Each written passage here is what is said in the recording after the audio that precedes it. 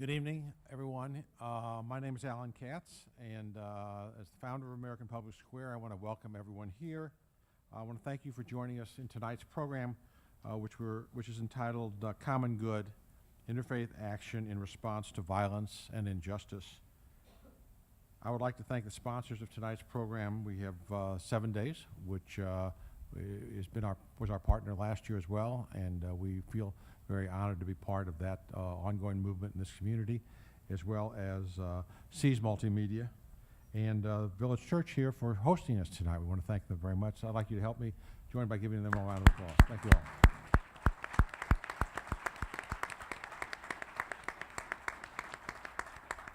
So we're live streaming tonight's program via the American Public Square Facebook page at facebook.com/American Square. And if you're not here tonight, you can still submit questions for our panel via Facebook, those of you who are watching this on Facebook. We ask that if you're in the room, however, please do not live stream because we need to preserve the bandwidth in here. Now, I have no idea what I just said, but I'm told that that's really important, so please abide by that. We're also tweeting, whatever that is, tonight at American Public Square hashtag APSKC. Now, inside your playbill for tonight, you should find a question and a fact sheet. It looks like this. And when you have a question or a fact check, which means if you hear something up here that you think is factually inaccurate, just write it down, hold up your hand. A volunteer will take it. They'll take it to our fact checker, and we will find out whether or not it's true. And at the same time, if you have a question, one of our volunteers will take it, and our roving reporters will ask. Speaking of roving reporters, Dina Essa, where are you, Dina? Raise your hand. I don't see you. There you are in the back. That's Dina Essa. And Marla Schulder. Marla, raise your hand. These are our roving reporters. They will collect the questions, they will ask the questions, and they may even not let you ask your own question if you so designate, as long as you agree to ask a question and not give a speech. Tom Burns and Chris LeBeau, where are you guys tonight? In the back, these are our longtime and honored fact checkers. They've been doing it so long that they even retired from UMKC, and they're still doing it, so we thank you both for being here. We have several members of the audience that have civility bells. If you have a civility bell, you ring it. Anybody have a civility bell? You hear that? If you hear that, what that means is that someone has kind of crossed the line on civility, and everyone just stops talking, and then we sort of reboot and start again. And finally, that we ask during the panel discussion, if there's something that you particularly agree with, we ask that you not applaud. If you agree with it, just go like this, okay? And if you disagree with it, go like that. We find that really the conversation that we're trying to build among everyone here works a lot better if we don't stop, if we're not stopped for things like that. And the one other thing I want to sort of say is that before I introduce the moderator tonight is that we are sort of midway through American Public Square's 4th season. For those of you who've never been here before, what I would point out to you is that we are an organization, as we like to describe ourselves, of non-like-minded people who have decided to have civil and fact-based conversations about very difficult issues in our community and that affect us from around the country and around the world. So if it's your first time here, we hope that you will join us again and hopefully become a member. For those of you that are members, we want to thank you because we could not do what we do without the support of our members. And so I just wanted to I always like to remind people that there is a reason that we sort of started what we started doing, and hopefully it's the reason why so many of you continue to come back. Now it's my pleasure to introduce tonight's moderator, Monsignor Stuart Swetland. Monsignor Swetland is the 7th president of Donnelly College, and he actually hosted one of our early programs over there, and I do promise now in front of, I could say God and everyone, that we will come back for another program. We're looking forward to it. Because the problem, but Donnelly College was they're such gracious hosts when we were there, and I thought the program was very good. Monsignor is in addition to being the 7th president of Donnelly, is a graduate of the United States Naval Academy and Oxford University, and a Rhodes Scholar. Monsignor. Thank you very much. Thank you. I have the pleasure to introduce our panelists, but before we go to that beautiful ritual of calling each other by name, as we should, In light of the tragedy that happened yesterday, of course, we did not choose this date in light of tragedy that might happen, but the tragedy chose us, and we have to recognize that. I would like us to take a moment in silence, each in our own ways, to reflect, to pray, whatever is your tradition, for the people of Florida, especially the families who are hurting so much today, and all those here in our own community that have been touched by this heinous act of violence.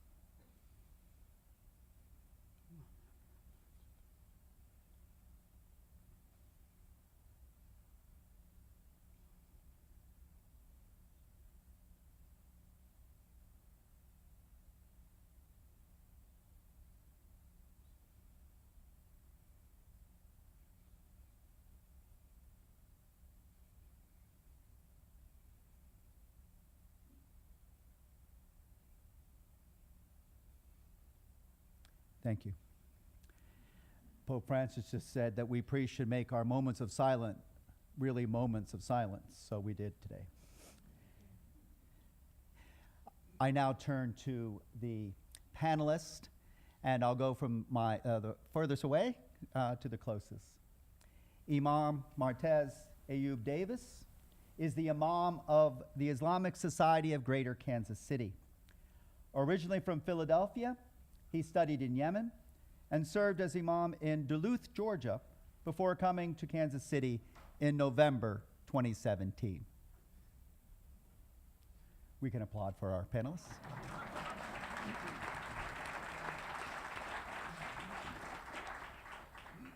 Next, the Imam is Dr. Eric Elnes. He is the senior minister of the Countryside Community Church in Omaha, Nebraska. He's a leading articulator of Convergence Christianity and the author of several books, including The Phoenix Affirmations, A New Vision for the Future of Christianity. Welcome.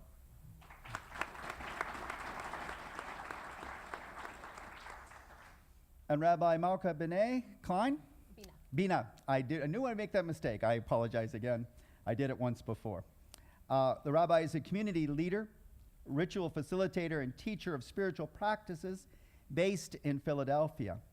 She is part of the Interfaith Center of Philadelphia's Visionary Women Program and was present in Charlottesville, Virginia on that very difficult weekend this past summer of August 12th, 2017. Welcome.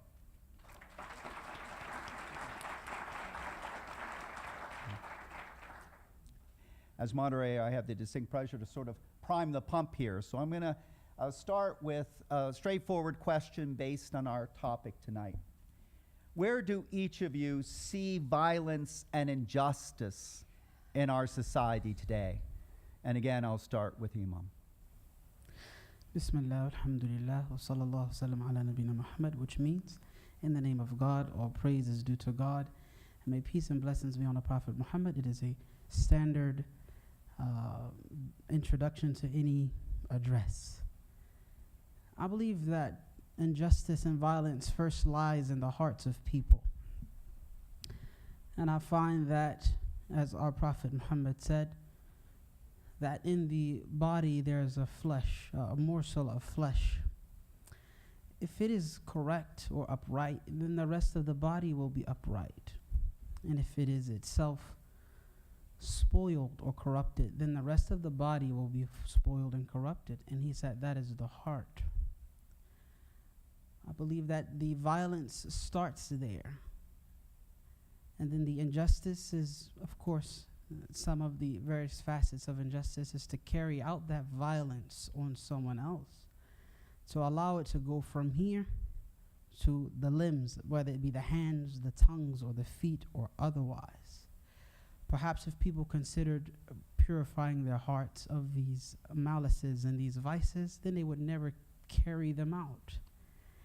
Was that supposed to be a short answer or a longer? Because I can go further if you like, but just that. This is just a conversation. That's a good start. Great. So I mean, that's basically it. Thank you very much. Pastor, same question. When I was thinking about where I see violence and injustice, it's like, well, where do I not? So I really had to think about that question with respect to my own past.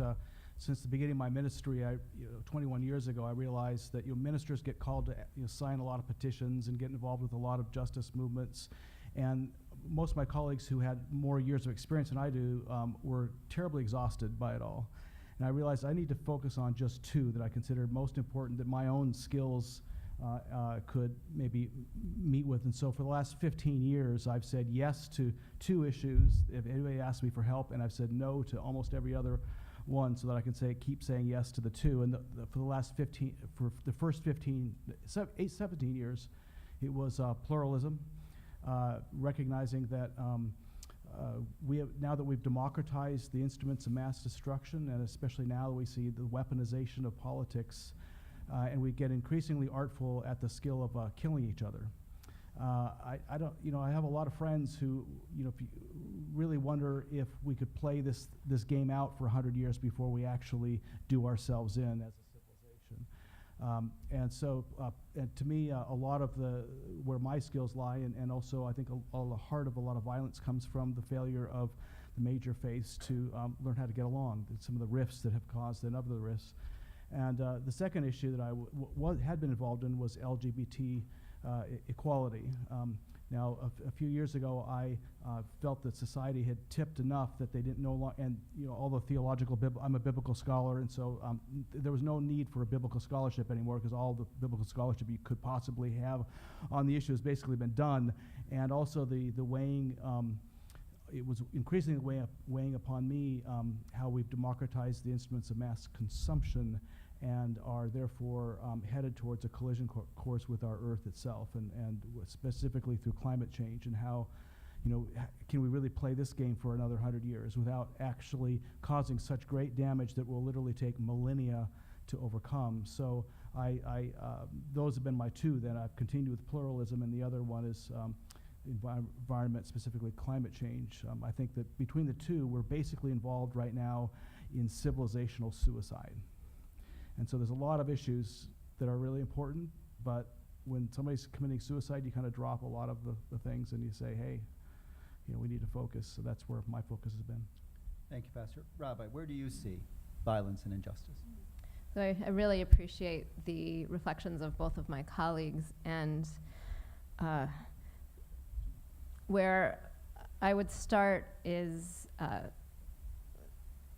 the tremendous greed in our culture that has created such an enormous wealth disparity that the dehumanization of humanity, and so many people are struggling to put food on the table. So many people are imprisoned in this country. So many people don't have clean water to drink or clean air to breathe.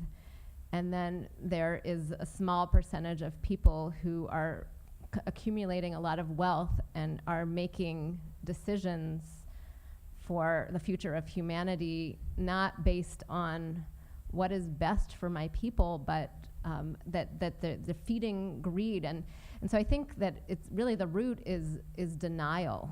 You may be familiar with the phrase, speak truth to power. And I recently read a really interesting reframe of that. The reality is that those in power know the truth. Oil executives know that climate change is real and that fossil fuels are feeding it. Those in power know the truth. So it's not, they just spend a lot of effort denying it. And denial is we all know that if we've ever kept a secret that we shouldn't really be keeping, how much energy it takes. So our culture has this sickness of denial of what is true. So the power, we don't need to speak truth to power, because power knows the truth. What we need to be doing, and which this program is such a wonderful example, is we need to be speaking the truth to everybody else. Thank you. I'm going to ask each of you to, as we're starting, if there's a key text from your particular traditions that you would like to share. I think this would be a good time, because you all articulated greatly both cause and some of the root realities of violence and injustice. And if I could start, Pastor, with you on that, a key text from your tradition. Well, a text I think about a lot with respect to a negative text verse, the one that Christianity needs to de-weaponize, at least the interpretation of the text is that is, I think, the root of a lot of violent tendencies within Christianity is Jesus' statement in John chapter 14, verse 12, where he says, "I am the way, the truth, and the life. No one comes unto the Father except through me." Now, many Christians, including very moderate Christians, believe that what Jesus was saying there is that unless you're Christian, you are not connected to God, and that, in my opinion, is a very, very unfortunate translation of that text, interpretation of the text. Jesus was really concerned. Well, first of all, he wasn't speaking to Muslims or to Jews or to Buddhists. He was speaking to his own disciples, right? So, I'm the way, if you were my disciple. But more importantly, he was talking about a way of life. This is the way of life that connects you to God. And you ask, well, what was the way of life that Jesus then was advocating that connects us to God? There's really, happily he tells us. And in fact, he draws on the Hebrew Scriptures to tell us when he's asked, what's the greatest commandment? He said, actually, the first is love the Lord your God with all your heart, mind, soul, and strength. He's citing the Shema in Deuteronomy 6, chapter 6, verse 4. And then he said there's another that's like it, love your neighbor as yourself. And in so doing, he identified the three great loves: God, neighbor, and self. And it's interesting, self oftentimes drops out of the equation. We think about loving God and neighbor, but I'm telling you, if you don't love yourself, please don't love me like you love yourself. That's a crucial one. And the key with Jesus is it's you can't just simply say, well, 2 out of the 3 ain't bad. So I'll love God and myself, but not my neighbor, or God and my neighbor, not myself, or myself and my neighbor, and not my God. It's all got to come together in order to work. And it's kind of like the cellular networks. You guys are familiar with the 3G networks. Before it was a 1G. Your phone gets attached to one tower, and the further away you go, then the less the signal. But then they came out. I got an iPhone when I had AT&T. Only had a 1G tower in Omaha, and it sucked. It was really bad. I had the most sophisticated piece of consumer electronics that existed on the earth in cellular form, and it was horrible. And then finally, AT&T built the 3G network, which meant your phone was attached to 3 towers at any given time, so it always picked up the stronger signal. That suddenly the phone was so good we dropped our landline. But now those of you who know cellular know that now there's 4G, right? And that just that just blows my mind. I don't know how that works, but I do know that it shoves so much data through your phone that you can actually stream live television in HD on your own phone. I don't know why you'd want to do so, but you can. But the point is that Jesus kind of has those 3 G's, the 3 great loves that need to come together. But I adds another G to it, a 4th G, which is grace. Realizing that we never live up to the very standards we ourselves are proclaiming as much as we should or could. And so we also have to leave ourselves open to God, God's work in us, and letting God imagine things that we can't. And so there's the 4G network. Thank you. Rabbi. I'd like to share 2 texts. The first comes from the Midrash. If a person of learning participates in public affairs and serves as a judge or arbiter, they give stability to the land. But if they sit in their home and say to themselves, "What do the affairs of society have to do with me? Why should I trouble myself with the people's voices of protest? Let me dwell in peace." If they do this, they cause destruction in the world. And I chose to share this text tonight because I think that in reflecting on the times we live in, the way we're going to get ourselves out of the mess, given that the moral leadership is not coming from those with political power, is that it's really for each of us to trouble ourselves. If we're letting ourselves get comfortable, that's actually part of the role of clergy, is to afflict the comfortable. to comfort the afflicted and to afflict the comfortable. We need to trouble ourselves so that we are contributing positively. And I also, tonight is we're beginning, it's one of the minor Jewish holidays called Rosh Chodesh, the beginning of the month. And we're starting, actually tomorrow night is the beginning of Adar, which is, in the Talmud it teaches that when Adar comes in, happiness increases. And so we have the holiday of Purim, which is kind of a Mardi Gras kind of holiday, carnivalesque. And then we move into Passover, which is the time of our redemption. And I wanted to share a text from the book of Esther, which we read on Purim, where do most of you know the story of Esther?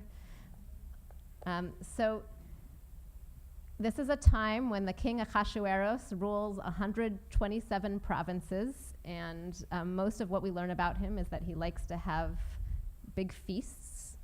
And in the first chapter, he ends up sending his wife away because she has refused to come when he calls her to come to this party, to dance at the party. And he has a beauty contest, and a young woman named Esther ends up winning the beauty contest and becoming the new queen. And she keeps hidden that she's Jewish. And his second in command, Haman, gets upset because Mordecai refuses to bow down before him. And so Haman decides that he's going to destroy the Jews, and the king says, sure, do whatever you want.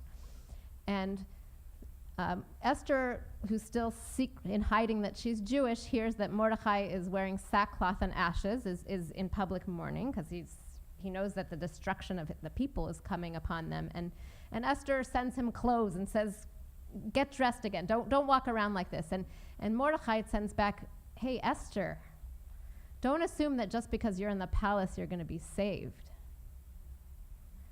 But perhaps you were placed in the palace at this moment for this very purpose. And then she responds by saying, okay. She hears the call, so she needed a little coaxing. She was comfortable, she needed to be afflicted a little bit. And she says, my maidens and I will fast for 3 days, and you fast as well for 3 days, and then I will go before the king, which she knows is very dangerous. And I share this text because I think, once again, that these are times when for each of us to check in, where is my place of influence, my place of privilege, where I can speak up and find my voice, even when it's risky. These are times where our courage is called forth. Thank you. Imam. I want to share with you all a passage or a verse from Surah An-Nahl, which means the chapter.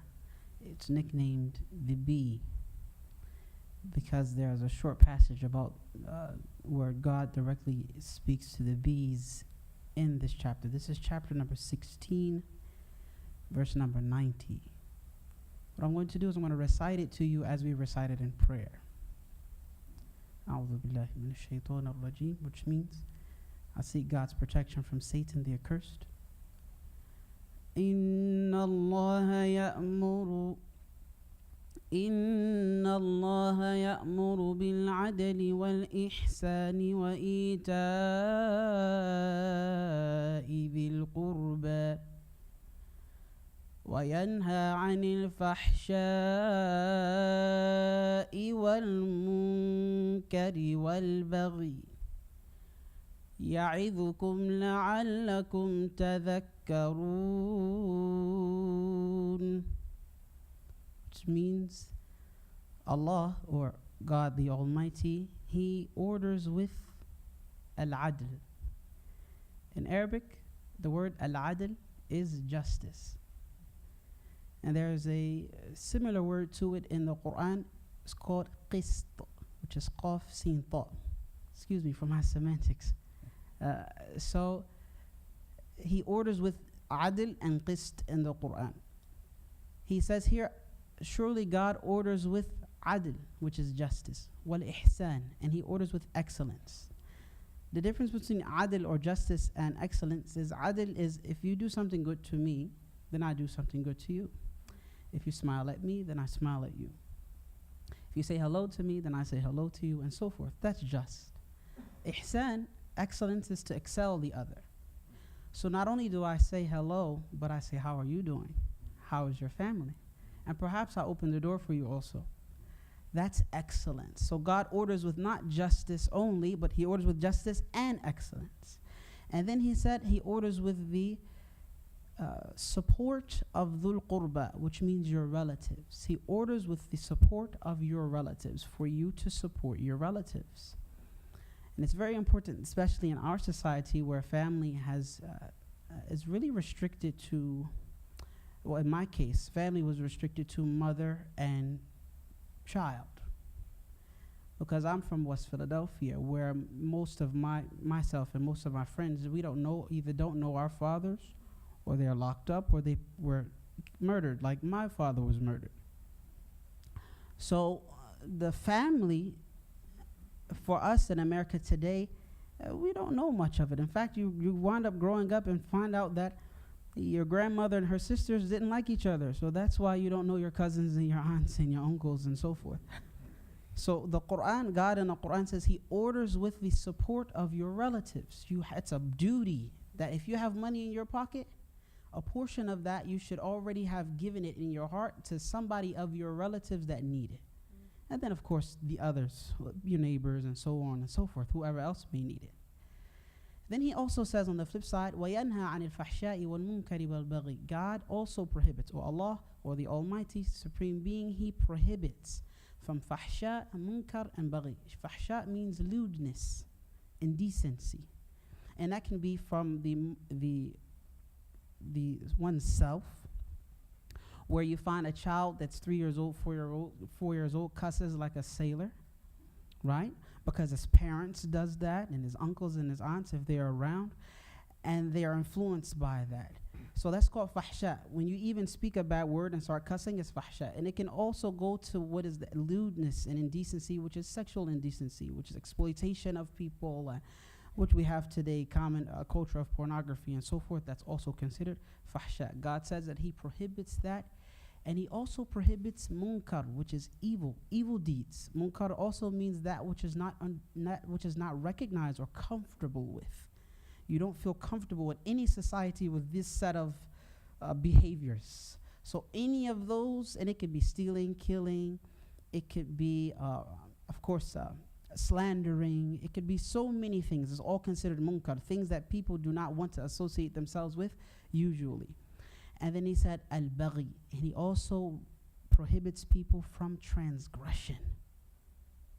He prohibits people from transgression, which literally means to go beyond one's limits. And this verse of the Quran, it has become custom that we Imams mention it at the end of our sermons to remind the people that we are here for justice and excellence and taking care of one's relatives.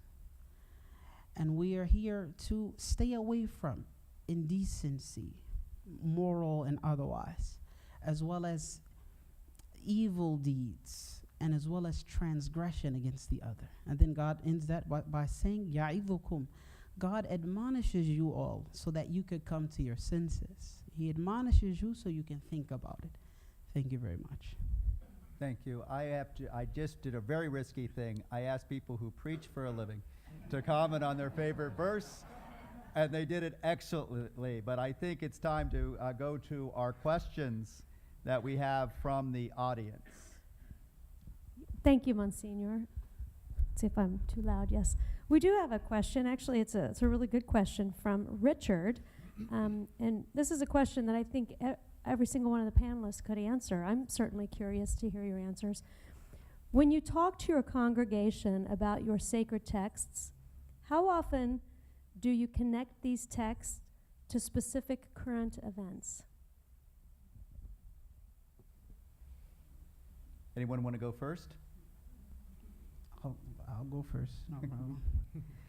So when I'm asked, or in fact, when I use the verses of the Quran in my addresses to my community, then my main focus today is the personal or the individual investment into my faith.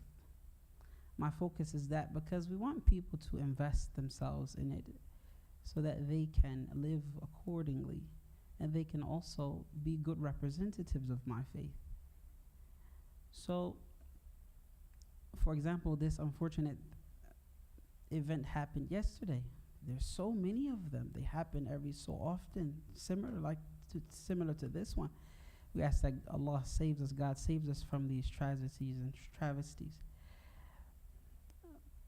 So when I address my people, I'm usually addressing them and tying it into day-to-day issues. Day-to-day issues that they deal with their children, in their workplace, in their homes, and in their hearts. And if there is some major event, like the unfortunate one yesterday and others, then I would tie it in to that. But we, as the Muslim community, we cannot only worry about the travesties of our nation, which is America. We're also very much concerned about the travesties and tragedies of the surrounding nations. So it's really a lot to think about, but we try our best I myself as an Imam try my best to tie it into practicality.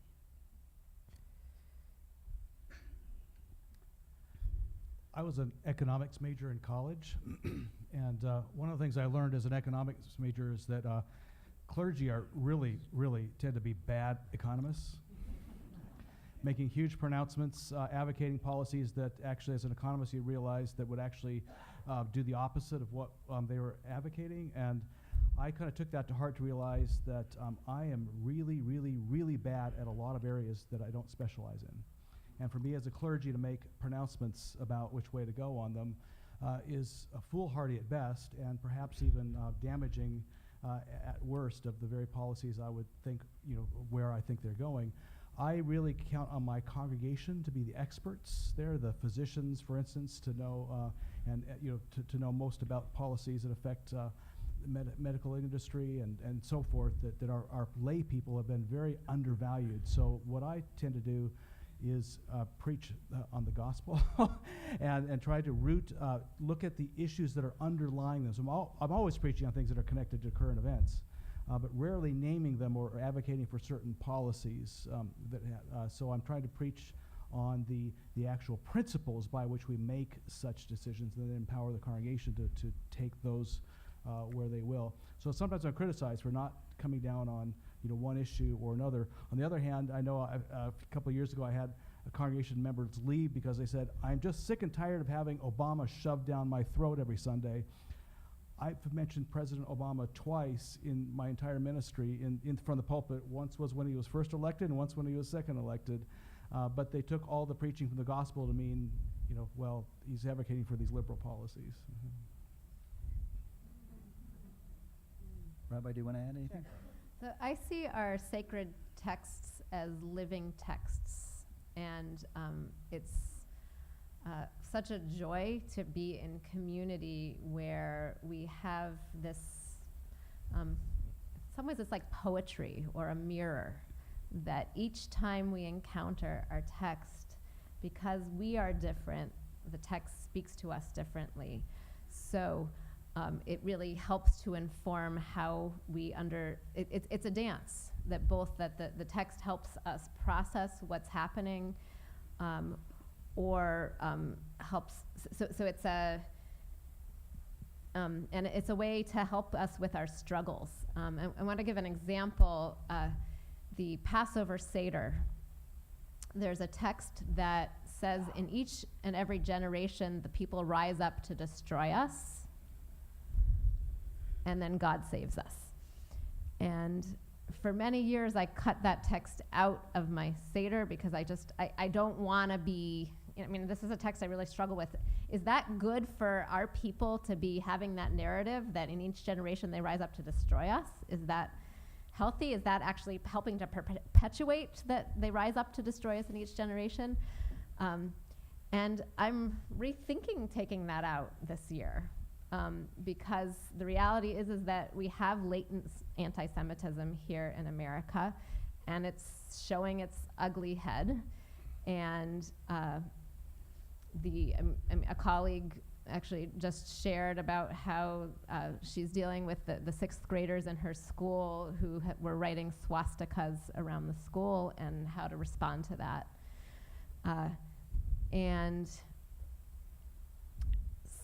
So it's really like what's so wonderful is our texts are so rich that they help us process, and I think what's important is to continually relate to the text as a living text, and to not just outright, and that's part of what being a person of faith is continually being in relationship.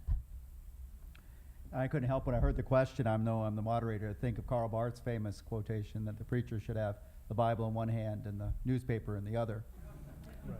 But I'm going to ask another question that follows from that, because I was thinking of the famous Brazilian bishop who commented, when I feed someone, they call me a saint. But when I ask, why are they hungry in my nation, they call me a communist. Doesn't it sometimes require us to get to the underneath, not just say feed the hungry, but why are they hungry in our nation? I think that's very important. Is why do we have the problems that we have? And as I suggested initially, that if a person returns to their heart and they ask what is in it, and you see what is in it. In fact, sometimes you might not know what's in it until you're put in a very sticky situation, and then it comes out. For example, a 12-year-old would never cuss in front of his teacher until he slams his finger on the door. And then the teacher realizes that that's what was there all along. Let me fix that now. So why do we have the problems that we have? I believe that it's from a disconnect with the Almighty Creator and the superimposing of ourselves and our wills in His creation. And we insist upon it having it our way because of too many McDonald's commercials. We insist upon that, and we don't want to yield. You see, we don't want to just yield. Of course, yielding in the streets with the cars, that's another issue we need to do and handle. But even with our personalities, we don't want to yield. We don't want to give in. We would rather our way, even at the detriment of others. And that ties into what the rabbi was saying about greed. It's another issue of the heart. Lack of humility, lack of contentment in the heart. And then you have greed there instead. And then you go about, trying to seek manifestation of your own will in your own way and your own desires in people and in creatures and so forth. So it's the issue, I believe, number one, is the disconnect from the Creator, the minimalization of God, and to use Him for our needs or our wants only, instead of to yield to what He wants us to do and what He requires of us. And Allah knows best. Does someone want to comment on that? Go ahead, Rabbi. Well, I love the way you articulated it, and I also very much affirm this piece about, in my own spiritual journey, I'm learning the art of listening deeply and hearing where I'm called.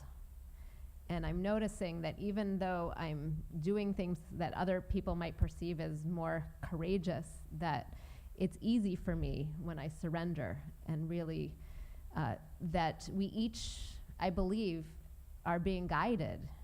But there's all these pressures to be who we aren't in our society. But when we surrender and really nurture the relationship with who I call the divine beloved, the infinite beloved, then we become holy beings. And The challenge in Jewish tradition, we speak about the Yetzer Hara, the evil inclination, and that is an essential part of us, and that it's good that we have it. If we didn't have it, we wouldn't get married, we wouldn't earn a living, we wouldn't have children. So this is a necessary part of being an embodied spiritual being, is having that urge to care for ourselves and the urge to care for ourselves. The challenge is that it makes us delusional, that it thinks, it ends up having a lot of concerns that are really illegitimate. It grows. And it takes really meticulous attention and daily attention to keep it in check. And that's something that has been very important to me to really tend, that as a spiritual leader, my most important work is the inner work of learning how to tend that and keep it in its proper place. And what I've discovered is by doing this very deep, careful work, and it's this work that I need others around me to help me with, because you can't see yourself always. What it's done is I'm much more happy. I'm much more connected. And so the call really for me is to keep going deeper, healing within, and it transforms the whole experience of being alive. Well, they did such a great job. I don't know what I did other than I think that's where you got to go upstream. Like you have to go to the root, and that's where why are people hungry? It's not just simply because we didn't vote on House Bill 476. I very much share the rabbis and Imam's feeling that it has to do with greed. So much of it has to do with greed, and so as people of faith, we need to be, I'll be ruthless when I'm preaching about greed. And we need to recognize, well, where does that come from? I mean, in Christianity, there's this, greed is one of the 7 deadly sins. And it's deadly because it's extremely corrosive of the human spirit. And they had an antidote for greed. I mean, centuries ago, there was a quality that kills greed, they found, and that's, anybody know? Charity. That gets right into it. Yes, generosity. Yeah, charity, generosity. Greed comes from a fear that I am fundamentally deficient. I will never have enough, so I'm going to hoard. I need more. And so you have to counterbalance that with generosity. If you're generous, you cannot be greedy. Well, how do you get to generosity? Well, first you got to start with gratitude, being actually mindful, which is really kind of the contemporary word for temperance, which is another holy virtue. Being mindful what we have. I mean, when we came into this room, for instance, were any of us giving thanks for the fact that, it's 40 degrees outside and it's 70 degrees in here? And for how much human history they had to really, really, really work to bring the temperature up to what we're enjoying now without ever thinking about it. Or the fact that we could flip on a switch and there's light. And yet, for all but about 150 years of human history, the world was lit only by fire.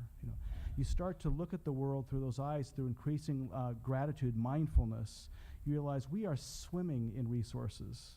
We are swimming in good things, and it becomes far easier to then give some of those things away because you realize just how much you have. And so to actually cultivate those boring, old-fashioned values of temperance or mindfulness, gratitude, and generosity, to me, are the keys to fighting the greed that makes people hungry and also destroys the climate, by the way.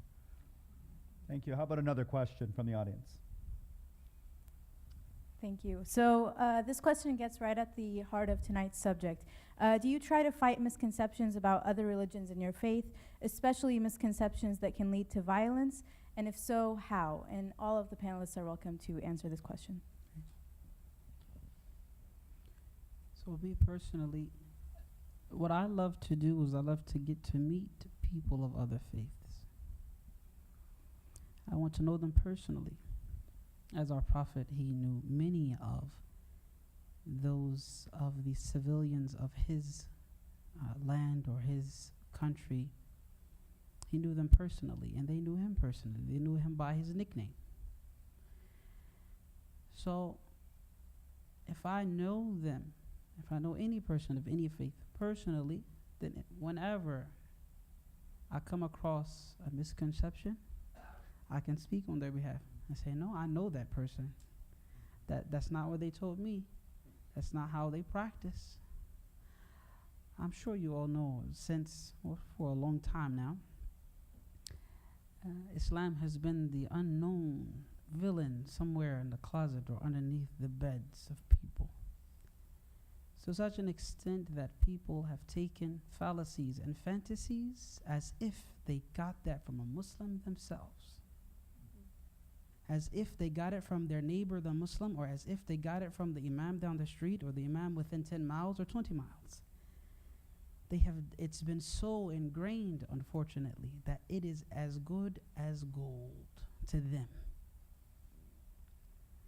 And I would request, there are a number of Muslims in this room, but there are also others around the community. Please get to know a Muslim. And Muslims, please get to know your neighbors. You know, that's one of the integral parts of our faith, is to serve the neighbor. Not only just say hi and hello, but to serve them, to be diligent and dutiful to them. That's one of our parts of our faith. And this is what I get up on the pulpit and I most often mention. We should be getting out there and getting to know our neighbors so that they have that new perception, the personal perception, and then they don't have to listen to the fantasies anymore.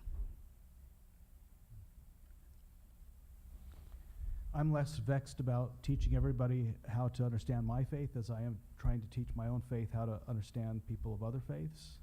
And part of that's just because of my own background. Now I have a PhD in the Hebrew Scriptures, but there was a time in my life where I thought the Hebrew Scriptures were horrible. I thought God had way too many anger management issues for me to stomach. And 2 years before seminary, I decided I was going to face my fear and loathing of the Hebrew Scriptures by reading them from cover to cover. I was on a boat up in Alaska, and I started with Genesis 1, verse 1, and I didn't get to chapter 9 and the cursing of Canaan. I became so angry, I threw the Bible against the wall and did not pick it up, the Hebrew Scriptures up until seminary, when I began to study them with people who actually knew what they're talking about. And I fell head over heels in love with the Hebrew Scriptures for all kinds of reasons we don't need to get into tonight, and which led to the doctorate.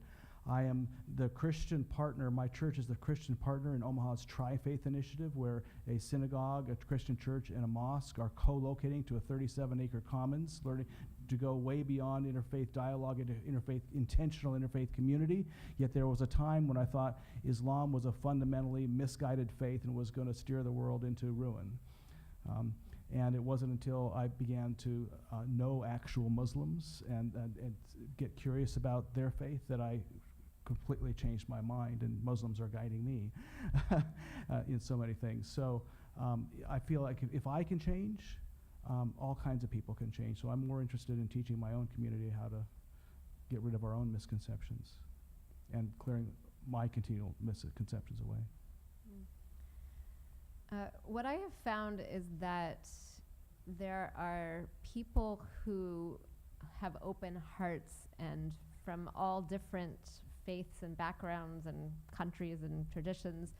And when our hearts are open and we're in a spirit of curiosity and we're God seekers, then, or I don't want to imply that atheists aren't also open-hearted, but folks who are in a spirit of curiosity, that there's a way we can connect and learn about each other and grow. And yet then there's also, I've had interactions where the other person was not open, and it didn't matter whether they were Jewish, Christian, Muslim, or from some other tradition.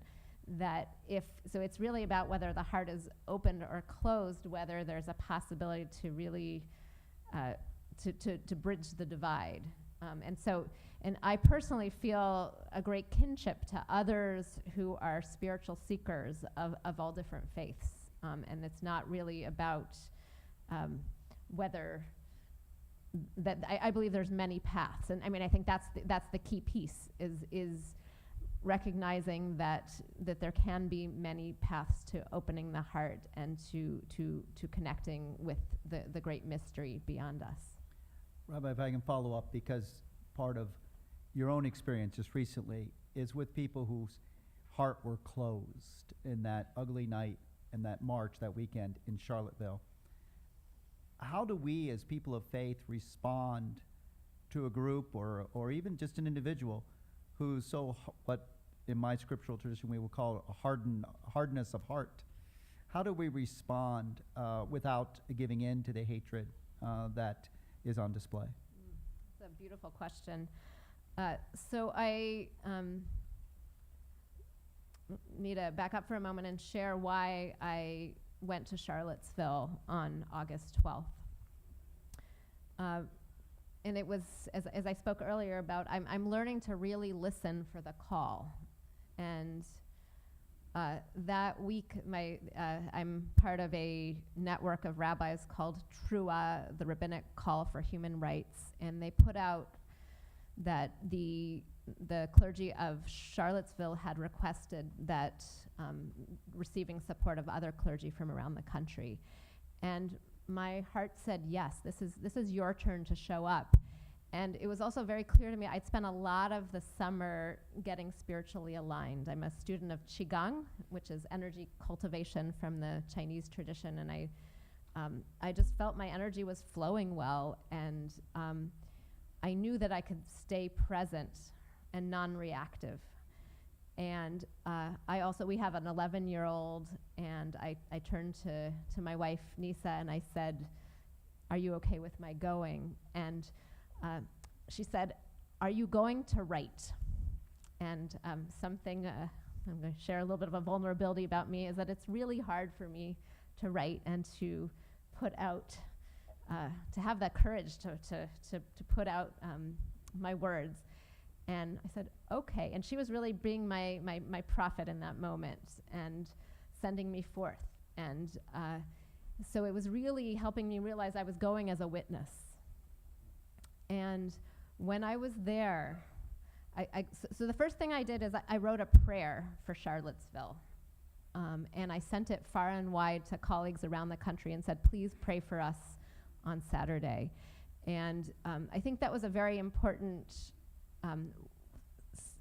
way to invite people in, was instead of, like, because those who turned on the TV just saw so much chaos and there was so much fear, and so it's really any time we can be inviting into prayer and sending positive energy, I'm a believer that really helps to transform. So this is the prayer I sent. We send love and blessings, prayers for peace and gentleness, courage and wisdom to all who are gathered in Charlottesville this weekend. And when I wrote that very carefully, to all who are gathered, including the 600 some unwelcome guests, they were part of our prayers. Prayers for love, blessings, peace, gentleness, courage, wisdom. And I knew that my job was not to individually confront any of them. When I passed them on the street, I sent them love, but I was not going to be kind of trying to get into it with them. And that was, I noticed that was really a maturity on my part, because a few years ago I might have had that temptation to confront, but it was really more about being present. And then the prayer continued, may hearts be turned to love and to the deep understanding that when we lift up and support one another, we all rise. And one of the most heartbreaking moments for me when I was in Charlottesville is that we ended up witnessing the march of the white nationalist men from the park where they had gathered. Their demonstration had been deemed illegal, and so they needed to leave the park. And so they were frustrated, but having to kind of being moved out of town. And I witnessed them marching along, and then I also witnessed large groups of counter-protesters coming down the perpendicular street. And at one moment, I heard them, a group yelling at them, they were right up close, yelling at them, words that I don't want to repeat, but they were words of hatred and of dehumanization. And that was very troubling. And it really, I've been sitting with this question of how do we appropriately protest? Because we can't let people just come and bring hatred to a city. To our people just come, and that's not okay. But at the same time, when we let our hatred go towards their hatred, then we've lost. That we're not accomplishing anything. And so that's really the challenge for each of us, and particularly those of us who are educators of youth, and those that to really and I think it's also getting me to reflect on that. I think it's important for all kinds of people to be showing up at protests and to be thinking, how do we have creativity in our marches and our protests, and find through music, through art, finding other ways to be present and to channel our anger towards goodness, while also not saying there is no tolerance for hatred here. Thank you. How about another question? Okay, Monsignor. Rabbi Klein, you actually kind of started to get into this a little bit right now, so I think this is a good question. If every person opposing gun violence were to refuse to do anything until Congress acts to change gun policy, things would have to change. How far should we go to stop these killings? And the author of this question makes as an example, should we proclaim a national fast and refuse to work until Congress acts to realistically put an end to gun violence? How far should we go?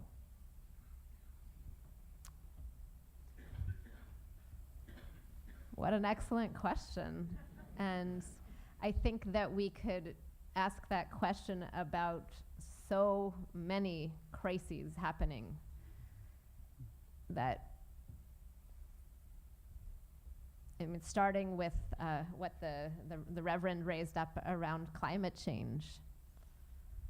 What if we did a national stoppage of work until we got a group of people who really have influence, we're able to creatively get together and say, how are we going to remake our society to save humanity?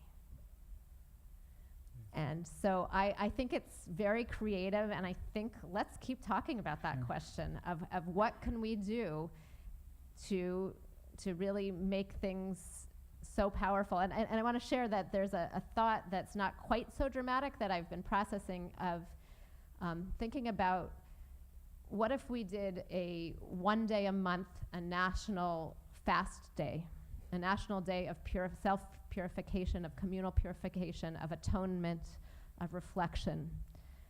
And because I think that's really part of it, that we can get numb because it's so overwhelming what's happening. And like, how do we really kind of, and then not that day that we could maybe fasting from work as well, and getting together with neighbors and leaders and figuring out how are we going to get ourselves out of this mess. I like that idea. I'm really bad at fasting, but I think that would do me some good.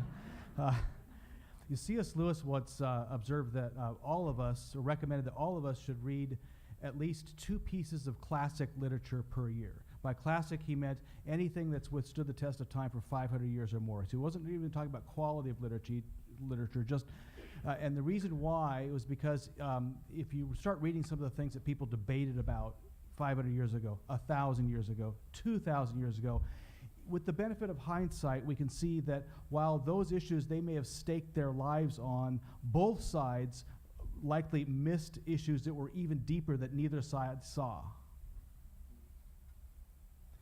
And so to me, it's really important for us to ask the question, what are the issues that the generations well beyond ours will look back at us and all are fighting about, whatever it is, whether it be gun control or poverty or climate change or whatever, what's the issues that we're missing that future generations will say, if only they could have seen that.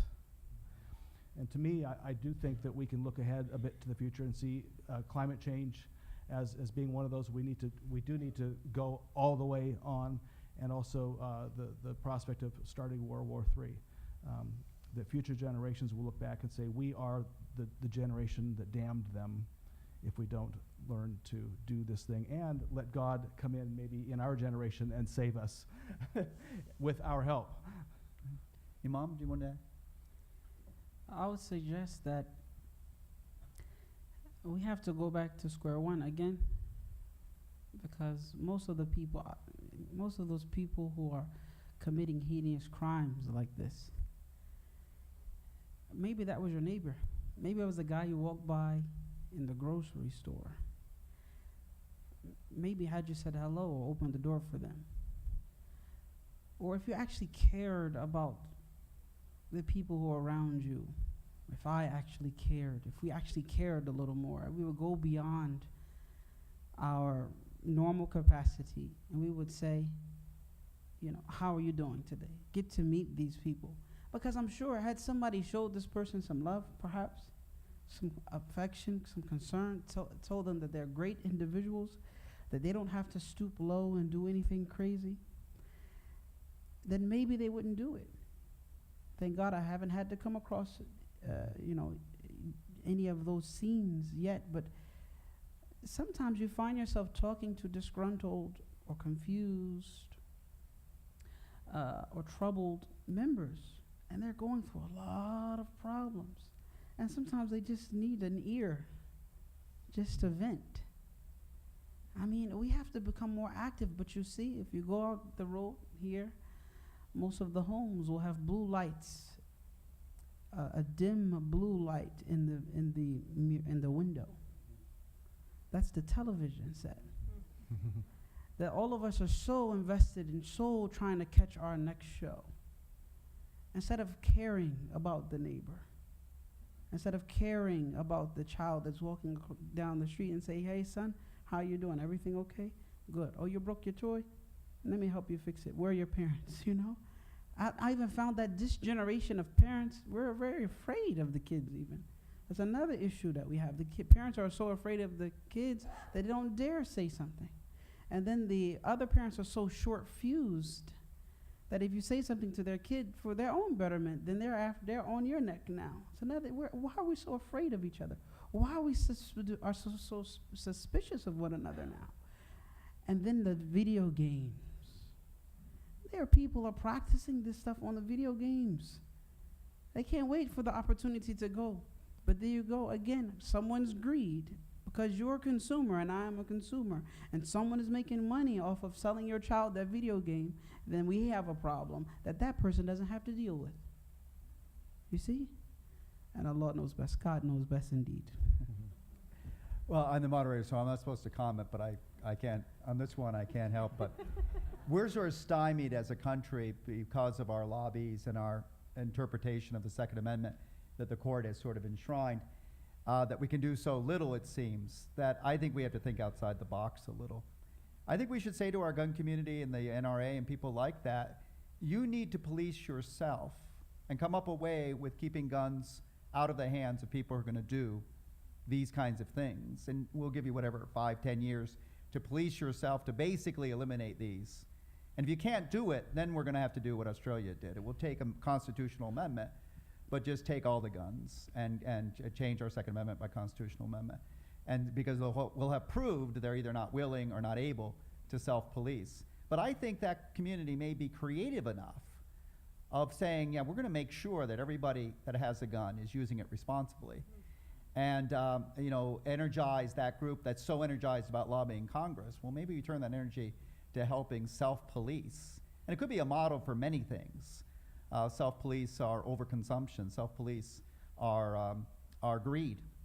And it's a much, I think, maybe healthier way, maybe the only way out of the lockbox we're in, to use a phrase. Okay, another question. This next question is about some historical background. Can any of you give us an example of social justice issue that an interfaith effort touched and made a difference in? If so, what made it work effectively?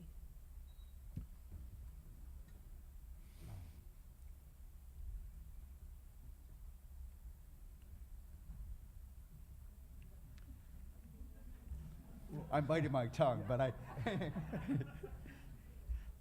In Omaha, as of late, the immigration and has been one where the communities have gotten together and actually got to know each other better through protest rallies, welcoming in immigrants to taking in Syrian refugees and so forth. And that's been kind of the latest example that I can think of where, it's where that the three communities getting together to do something for social justice has been positive. I mean, we've had a lot of mosque burnings and so forth in the past 5 years. And I've seen a lot of people of other faiths stand with the Muslims, send letters to the Muslims, send gifts and so forth. So that's beautiful. It's just basically care and communicate. It's just two C words. Care first, it has to be there, and then communicate with those who you even wish to care about. Imagine you don't have much of a care for a certain individual, but you feel like it would benefit you and them that you did care. So communicate with that person, and care will develop. And I think we need to try harder. We have to be the heroes, unlock the heroes that our full potential will actually get us. I think we belittle ourselves too much as individuals. We don't think we can do much, but we can do a lot. Indeed. Rabbi? So I'm not a historian, but but speaking in current times in Philadelphia, we have a very effective organization that's part of the PICO network, PICO. Is there one here? It's in Philadelphia. It's called Power, and it's an African-American led, and yet having many allies and many congregations addressing economic and racial justice. And it has been building over the past several years and able to get some wins around economic justice. Yeah, and I just have to remember the civil rights movement in the 60s was such a powerful example of interfaith action at work. Shameless plug for my own college, but Donley College is the most diverse college in the Midwest, according to U.S. News and World Report. So I have my students poring over pictures of the various marches and civil rights movements, showing all the different religious examples and dress that was there to aid the civil rights movement. So I know I'm old here, so I remember back to the 60s. But yes, Pastor. I was also just wanted to add that the whole Tri-Faith initiative in Omaha started with a simple act of kindness, such as the Imam suggested for social justice. It was the seed of the Tri-Faith really originated back on 9/11, 2001, and the rabbi at the time of Temple Israel was prescient enough to know that the Muslim community would probably need some ground support, and there would probably be a lot of hate crimes potentially, and so he and 40 of his congregational leaders walked down to the local mosque and stood outside shoulder to shoulder and called on other community leaders to join with them to stand with the Muslim community. And that started this curious friendship between Temple Israel and the mosque there, and that grew over time. And then over several years later, Temple Israel and the mosque, for various reasons, they both wanted to move further west in Omaha. And they got in conversation. They realized, well, if we could maybe locate right next to each other, we could save a lot of money on a parking lot. And then somebody shortly said, well, if we get the Christians involved, we could just do a lot more than just save a lot of money on a parking lot. So that's what led to the Tri-Faith initiative. Yeah. That's beautiful, people. Go ahead. And speaking to interfaith organizing initiatives, I think that they are key and really important, and also really challenging. I've been a leader in the past 4 years, the Philadelphia chapter of Pennsylvania Interfaith Power and Light, working on climate change as an urgent moral issue. And one of our big challenges was that, it was really a white Jewish Christian organization primarily, and not by design, but that it has been challenging because, and I think both because of our work style and also awareness of our privilege and how we were founded, that Philadelphia is more than 50% African American, or at least something like, and we we really had intentions, but it's been a great challenge. And one thing that's very positive is that Power has now created a climate justice initiative, and Power initially was not ready to make that one of the key issues because there were so many urgent issues around economic justice, around poverty, around violence. But then in terms of, as the organization's been growing, it's recognizing that environmental racism is so core to what the challenges are, that we have a very toxic refinery in Southwest Philadelphia, and the residents don't even necessarily know why their children are having asthma, that it's directly connected to a lot of health issues directly connected to the pollution spewing from this factory, for example, or from the refinery. And that also recognizing that in terms of even moving to green jobs, which are, like, for the most part, much better for employees in terms of the health risks involved, there's efforts by Power to make those jobs that it wouldn't just be white people getting those jobs, but how to make this an anti-racism effort. Right. And I would add places, other issues that I think the just wage movement, the pro-labor movement, along with the environmental movement. These are all in healthcare, universal healthcare movement. These are all interfaith actions that are going on now. I'm going to take one more question, then we have to get close to our wrap-up time. Do we have time for one more? I think we do. I think we do. And I'm going to kind of condense this one a little bit, but basically it asks, how do we help the youth, 14 to 21, for instance, during times of hate and discord? And I think this is especially poignant right now because the school shootings are being committed by kids who are 17, 18, 19 years old. So what would you offer for us in terms of leading and helping those kids? I would suggest, well, let me first start off with, I've noticed that we have to train ourselves to be good parents. Why do I say that? No, I apologize if I've offended any one of us here. I have two children of my own, 4 years old and 2. My mother raised me. I lost my father at 3 years old. My mother told me, go to school, walk to school. I was in kindergarten. I lived in the projects of West Philadelphia. Walked to school, which was Martha Washington School. Okay, I walked to school, no problem. She would pick me up after kindergarten, and then and she would help me trace the letters. Well, she would actually tell me to trace the letters and not erase too much because I was dirtying the paper. Then after first grade, she said, you walk home and you come back home. You walk to school and you come back home. And as for your homework, if you have any questions, ask your teacher. That's what they're there for.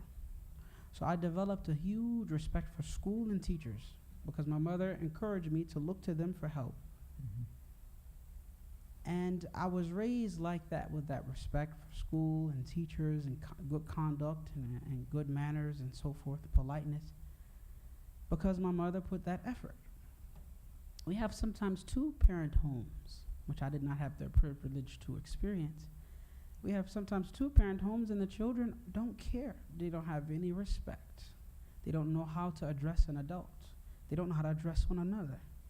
We have to teach them what that means to be respectful and mannerable.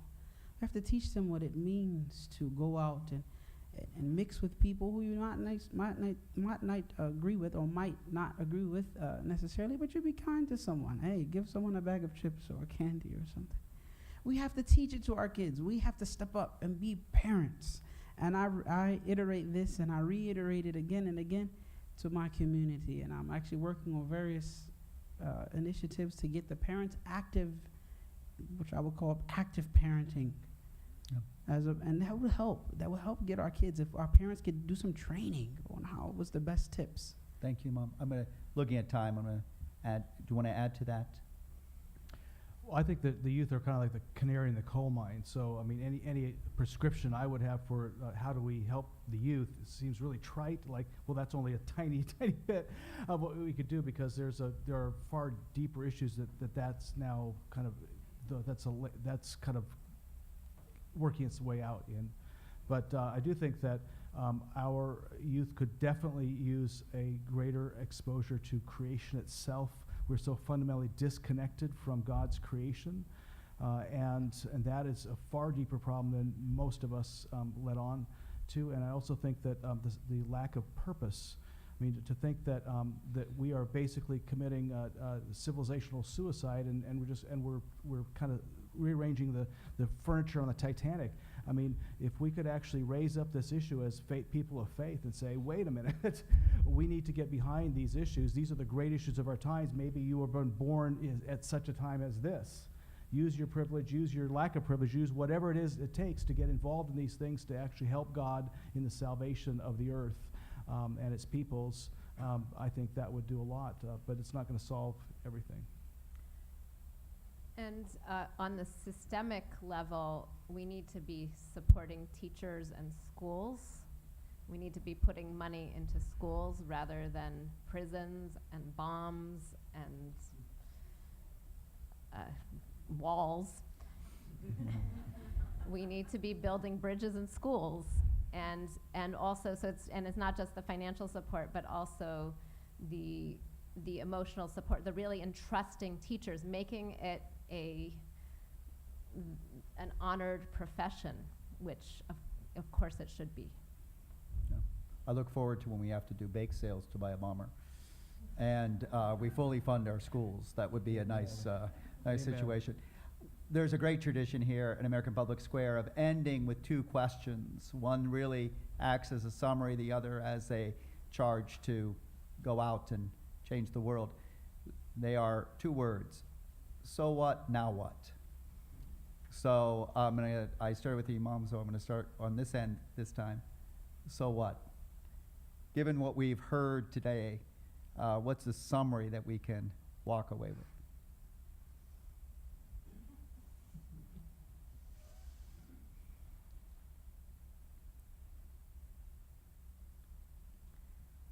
To go deep within, to really give ourselves the time to sit in silence and to discern what is the work I need to do to overcome my fear, to find my courage, and to be a source of more love, more understanding, and more justice. Yeah, I think one of the things that's come out this evening is really that a lot of these issues that revolve around the surface have these deeper roots that we have a harder time articulating, a harder time getting at any kind of policy change, which is really a change of human heart. And how do we get at that thing? And to me, the now what, it's always about rather than trying to make everybody else more healthy or in the Christian community, rather than trying to make the nation more Christian, I'm going to work at making the Christian church more Christian. And getting into the human heart in that way. I would like to point to those two C words that I said earlier, and those are care and communicate. If we can focus on those two things, I think that basically summarizes all of our experience and our addresses here. Care, and then communicate that care. There was, for example, there was a man with the Prophet Muhammad, may Allah's peace and blessings be upon him, and he was standing by his side, and another man rode by on a horse. So he said, "O Messenger of God, I love that individual." He said, "Well, tell him." In another narration, he said, "If you love someone, then tell them. Tell them you love them." So that's care, and then communicate that care. We should not be so bottled up with our feelings of bliss and our feelings of grace and glee. No, share those feelings. I think that would change us. And for the last word, we partly touched on it, but particularly on the interfaith dialogue, now what?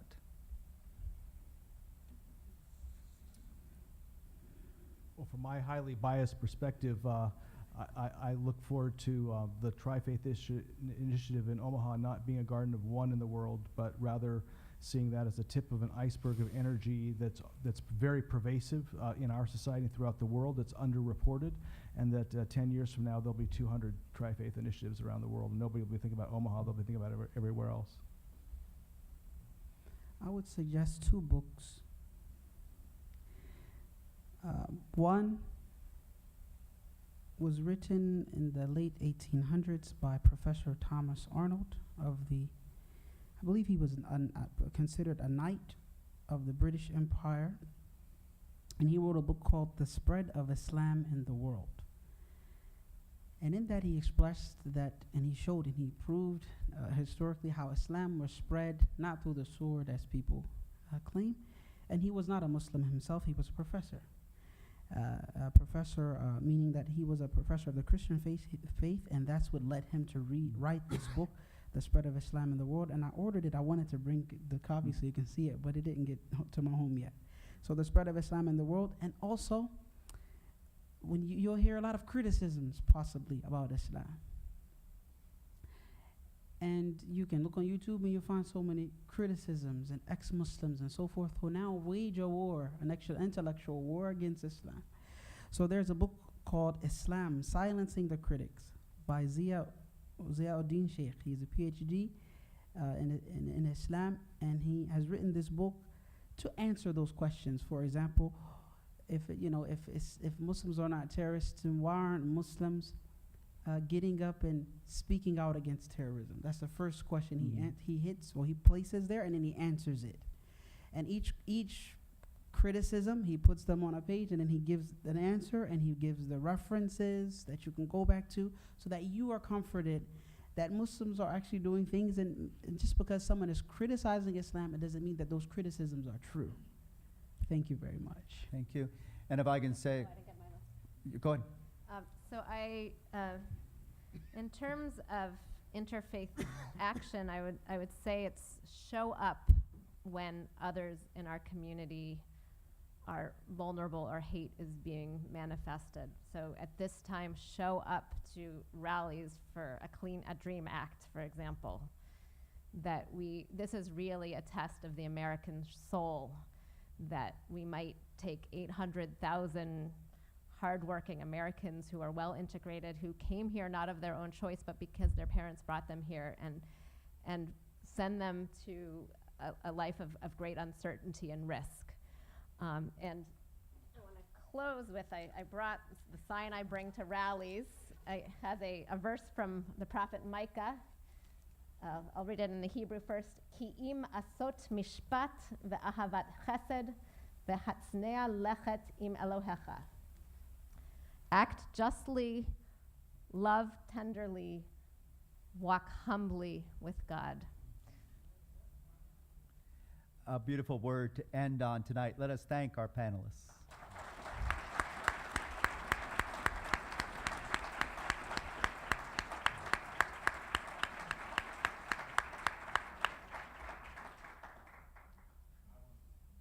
Am I on? I'm not on, right? Oh, I am. Okay, I can't hear. Okay. First of all, I want to thank our panelists again, and I really appreciate you all making time in your busy lives to come and share with us tonight and be part of this activity, and our moderator as well. Of course, I want to thank our roving reporters, our fact checkers, and everyone here for attending. We want to present tonight's panelists and our moderator with an engraved civility bell. We hand these out, and as we say every time we hand this out, we say our goal is for you to put this in your office, in your sanctuary, in wherever is appropriate.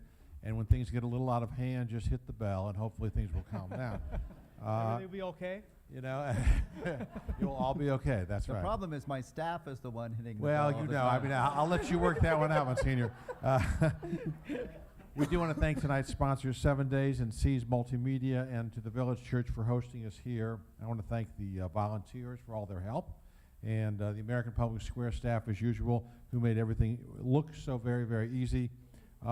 Shortly in your inbox, you're going to be getting a survey about tonight's program, and we hope that you will just respond. It's very short, very quick. It helps us understand on what works and what doesn't work, so that it's sort of like it's our version of trying to figure out, now what, and so now what you'll help us with. Finally, before we end, I want to point out we have some programs coming up that you may not want to miss, but you're going to have to register for soon. On the 1st of March, we have Governor Deval Patrick, who will be with us, and it'll be an evening with Deval Patrick, and he'll be talking about the current state of politics in America, and also particularly about social investing, in which he's been very involved in since he left office. On the 13th of March, and that will be at the Community of Christ Church in Independence. On the 13th of March at Unity Temple, we are having a program on fake news, a topic that seems to be, and this is a real story, but it is on fake news. We will have Margaret Talib, who is the Bloomberg White House reporter and is president of the White House Correspondents Association here. We'll have our own Colleen Nelson, who is the editorial page editor of The Star. We'll have Kevin Madden, who is Governor Romney's chief spokesman in 2008, 2012. And we have a fourth panelist who we have not finally confirmed yet. I'm looking for Jeff to see whether we have a final confirmation. If we don't, it will be announced shortly. So we would encourage you all to, again, go to AmericanPublicSquare.org, sign up. Both of these programs are free of charge, but you must be registered in order to attend. On the 19th of April, we're going to have a program called Millennials and Marriage, and it will be at Boulevard Brewery, so it will be more fun. And again, it is but it has a limited audience, so you might want to sign up quickly. And every year we have an event which helps us fund what we do all year long. In our evening at the Square, which will be on the 2nd of May, we have David Frum, who has written a best-selling book, will be here. He was a speechwriter in the Bush White House and has recently written a best-selling book on what's going on in America today. So again, those tickets can be bought online. It's the only thing, if you're a member, that isn't free. But we would like you all to be there, and with each person that comes, in addition to getting to hear and meet Mr. Frum, you will have an autographed copy of his book as well. It comes with the ticket. So, having done our advertisement now after an evening where you all have sat very patiently and the questions were great, let me just sort of say that, once again, it gives me just great pleasure to be a small part of what has grown in this community of a lot of different people finding the desire to have these kinds of conversations very important. So thank you all for coming. I noticed there are a few cookies over there. You might want to grab one on the way out. Thank you all very much.